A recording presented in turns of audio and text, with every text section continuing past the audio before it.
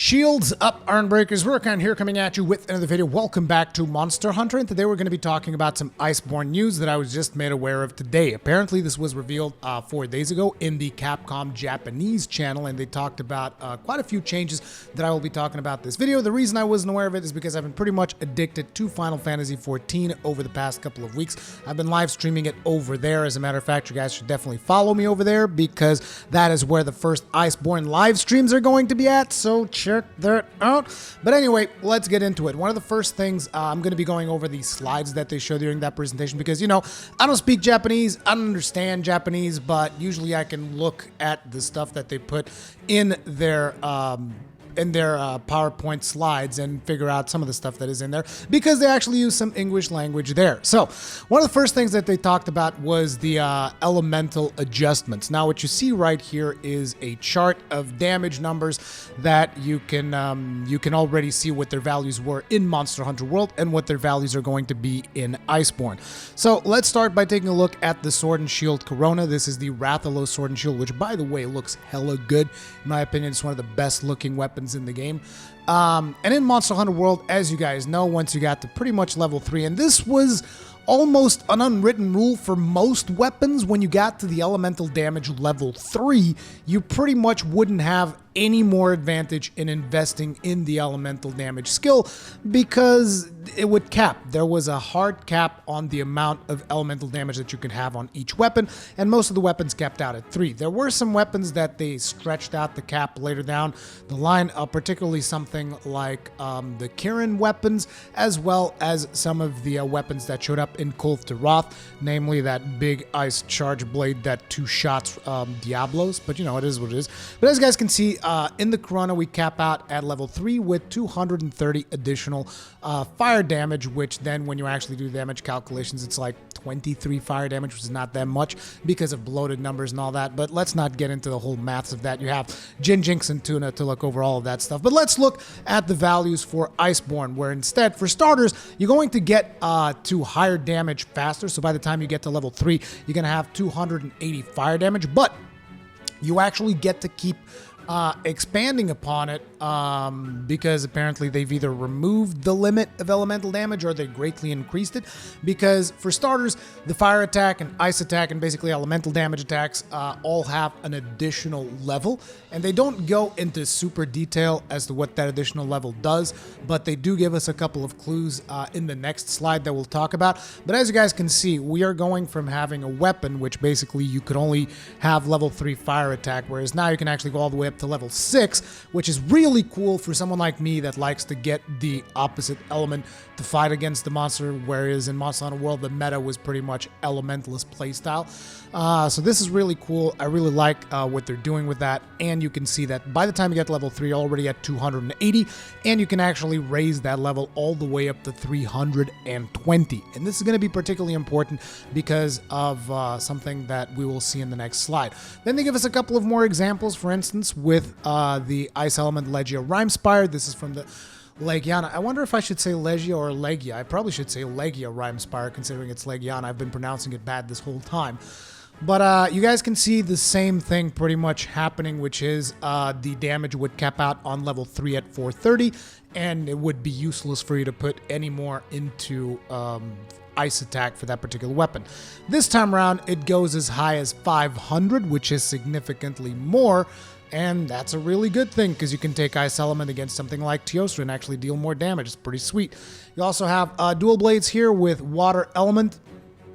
And the interesting thing here is that it appears that you can reach a cap when you get to level 5, because you can see that you get to level 4, you're at 230, and then at level 5 you remain at the same. However, you can bust over that cap if you invest 1 more point into it. However, having said that, in the specific case of dual blades, of these dual blades, I would say that's not worth it, depending on whatever other effect that we might get from that level 6. And guys are like, well, why are you talking about other effects? I mean, clearly, you go from 230 to 240, it's not worth it. Well, let's take a look at the next slide, shall we? So, element / non-elemental adjustments. The maximum attack power boost from elemental attack skills has been increased. So, this basically does not mean that they removed it. So you can still hit a cap, as you see there on the Holy Sabers with 230. But it has been increased, so you can go a little bit beyond what you previously had. On top of it, they're nerfing Elementalists. You're going to go from 10% increased damage to 5% increased damage. So they're increasing elemental damage and at the same time decreasing the effectiveness of non-elemental weapons, which in my opinion, this is a change that is long overdue. I know that there's going to be a lot of people that are going to be upset because they're going to be like, oh, but no, my elementalist set's not going to be as good. And it's like your elementalist set should have never been that good. Elemental damage should have always had the advantage, depending on the weapon that you use. Because if you're using, like a greatsword, something like that, naturally you're most likely still going to end up using big non-elemental hits. You're going to end up focusing on raw damage, big meaty weapons. But it should not be the case where, for instance, a weapon like a sword and shield was going to be better if you used Elementalist, and most of the times it was, when compared to when you actually use the opposing element of the monster. So I think that this is a good change to really balance out the field so that people don't just go for their one-trick pony Elementalist playstyles. And on top of it, this is the new thing that got me a little bit confused. Again, I don't speak Japanese. Maybe someone has caught a thread on Reddit or something. I couldn't find anything in regards to this specific thing. So if anybody knows more about this elemental attack skills, go to level 6, let me know. But basically, they say here, new skill added that grants the free element status and increases elemental attack damage when continually attacking. So the confusion that I have here is, it says, elemental attack skills go to level 6, and new skill added that grants the free element status and increases elemental attack damage when continuing attacking. Does that mean you get that when you get to level 6, or does that mean that there is another skill that they haven't talked about that you need to get, which will give you free element, as well as increase your elemental attack damage when you continuously attack? Because if you get that when you get to elemental attack skills in level 6 and you get this additional thing on top of it, so damn good, but maybe a little overpowered. Not 100% sure. Very curious what you guys think about it, and particularly if you know more about this. Like I said, I've looked through Reddit. I haven't really found anything in regards to this. If this is coming with elemental attack skill level 6 or if it's a new skill, I think it makes sense that it comes with fire attack level 6, for instance, because they don't talk about the name of the new skill. So I don't know what the deal is. But we will see what that is all about in the future. The next thing they talked about was the weakness exploit skill. Now, I already referenced a video by Sarah Symmetry in one of my previous videos where he talked about a lot of this stuff that he got from, again, a Japanese video. But in here, we can see that if you get weakness exploit level 1, attack that hits weak spots have 10% increased infinity with an extra 5% on wounded parts. Some of you guys are going to be like, what the hell are they talking about with wounded parts? It is exactly what you're thinking about with the clutch claw. The whole thing about wounding using clutch claw, once you successfully wound, you get the additional 5%.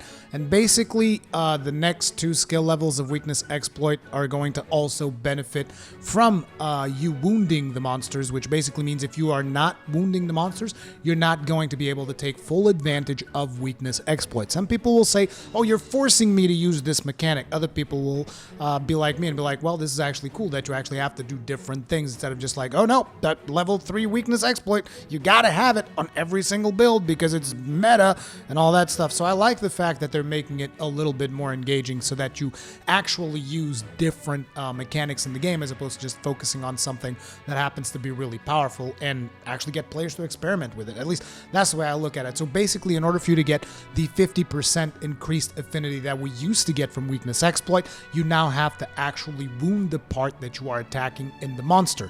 There's a lot of reasons why this is good. This is going to basically teach players to focus on specific parts so that they can get the materials they're looking for, as opposed to just like smack the monster until it explodes, right?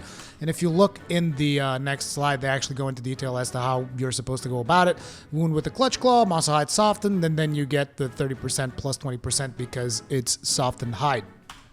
Now, the next skill that they talk about is maximum might, And this is a very interesting change that they're doing for maximum might. For starters, you're going to be needing level 5 if you want to max it out. However, the important thing here is you're not always going to want level 5 maximum might. Now, level 5 maximum might is going to give you the same effect that maximum might gives now, which with the exception that it gives you 10% more because it's a higher level skill, right?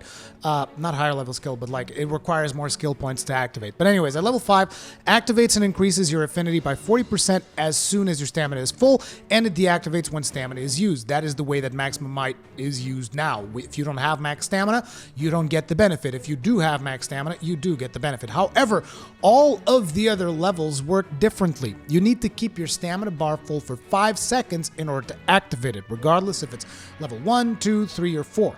And you guys are like, well, that's clearly a disadvantage, right? The thing is, you got to read the rest of it because it lasts for a couple of more seconds after you use the stamina. So in level 1, it's going to last for 2 seconds after stamina is used. Level 2 is going to last 3 seconds. Level 3 is going to last 3 seconds. Level 4 is going to last 4 seconds after stamina is used.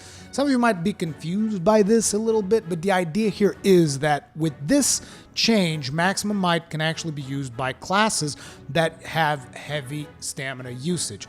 It probably won't be the best skill for you to use with them, depending on how you actually play these weapons. But at the same time, you can use it in certain situations. Like, for instance, you can charge it up for 5 seconds and then do a bow shot or something like that. You know, like you just need to keep your stamina full for 5 seconds and then draw the bow, and you got 4 seconds to loose your shot. So, you know, you do get some uses out of this. Probably not going to be as useful for the bow now that I think about it. But there are other weapons that might get some use out of this, like maybe the hammer, maybe even greatsword, you know? Because, I mean, I don't know how long it would take you to get to, like, True Charge Slash, because I don't really play Greatsword. But if you can get to True Charge Slash before 4 seconds pass, that means that you can probably trigger it, because a lot of times you're going to be keeping your blade sheathed anyway, so your stamina should be full. So, you know, it gives a little bit more versatility than maximum might, and at the same time, I don't know, it just makes the skill a little bit different. We'll see how it plays out in the grand scheme of the meta and all of that. But I don't necessarily think that this is a bad change. I know that some people are going to look at this and going to be a little bit confused and think, well, why can't you just keep it the way that it was? And it's like, it's nice to shake things up, you know?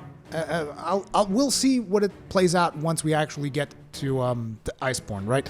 But just do remember that level 4 and level 5 is going to be mostly a choice depending on the weapon that you are using. So if you are using a weapon that does not actually use that much stamina, you want to go for level 5. If, however, your weapon is stamina intensive, you want to go for level 4, which, again, it's interesting that they're trying to make that distinction there. And finally, and most importantly, Gunlance is getting buffed. Oh yeah, the Gunlance is getting the buffs it needs. Okay, maybe I'm exaggerating a little bit there, but after the experience of the Gunlance in the closed beta, it was a little bit disappointing, despite the fact that I was still going to main the Gunlance no matter what. It is good to see that they're actually thinking some of this stuff through. So the first thing, Wormstake Blast detonation damage slightly increased, so it's going to deal more damage. Wormstake Blast loads faster, which was potentially one of the most complained things about the Gunlance in the open beta, as well as the closed beta, was the fact that Wormstake Blast just takes forever to load and you're just sitting there with your thumb up your ass, just waiting to get completely mauled by the monster. And to add on top of that, a guard point has been added to the Wormstake Blast's loading animation. Now that is really cool. I think everybody that plays Gunlance most likely wanted to have a guard point on quick reload.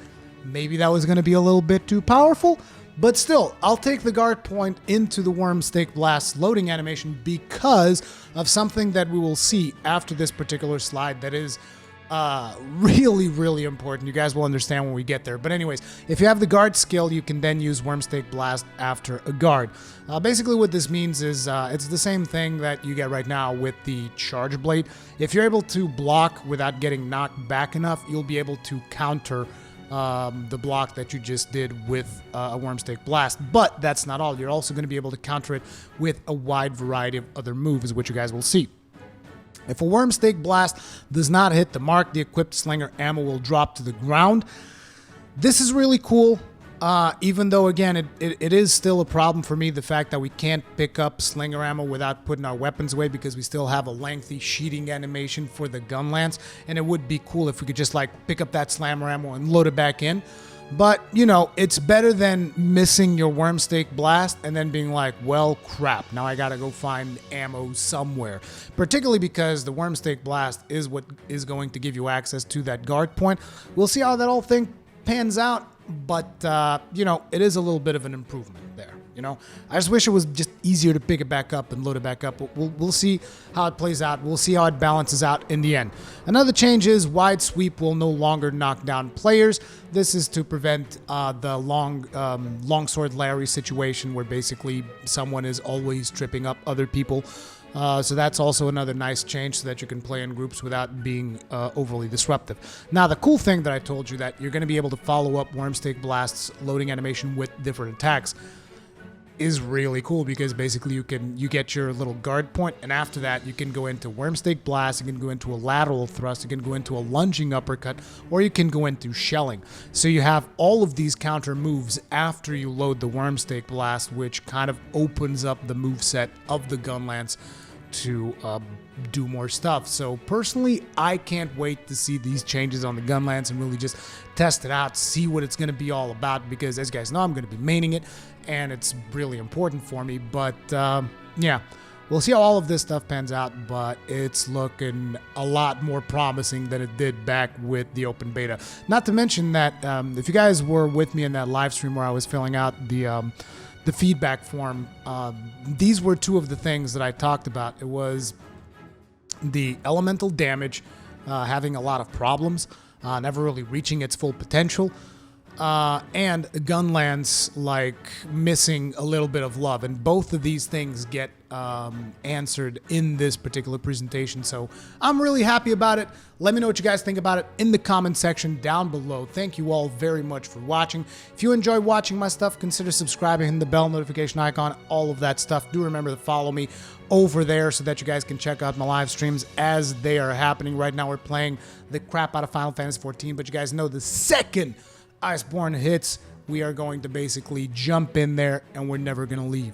We're just going to live in Hoarfrost Reach, okay, guys? I'm going to set up a little igloo right there, me and my Palico, and we're just going to go live in Hoarfrost Reach. And we'll visit Celiana from time to time, but we'll be living in Hoarfrost Reach. Guys, if you enjoyed the video, if it helped you out in any way, if you just like my stuff, hit that like button. It helps me out way more than you could ever imagine. If you didn't like the video, though, hit the dislike button, because feedback is extremely important for me, and I really appreciate it. Comments and feedback in the comment section down below. Stay strong, and may your shields never break.